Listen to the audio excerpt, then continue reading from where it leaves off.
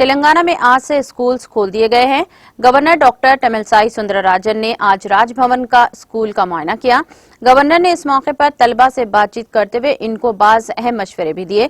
انہوں نے اس موقع پر میڈیا سے بات کرتے ہوئے کہا کہ حکام کی جانب سے اسکولز کی صفائی کا کام کیا گیا ہے اور طلبہ خوشی خوشی بغیر کسی خوف کے اسکولز کو آ رہے ہیں۔ گورنر نے مشورہ دیا کہ بچوں کو ٹیکے لگانے تک احتیاط کیا جائے۔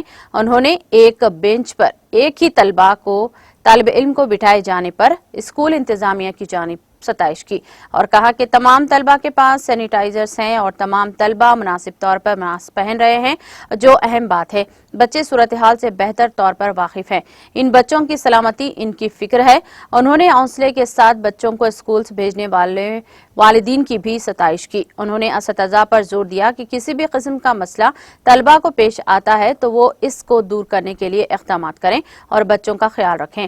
انہوں نے کہا کہ وہ بچوں کی حوصلہ افزائی چاہتی تھی، اسی لیے انہوں نے اسکول کا معائنہ کیا۔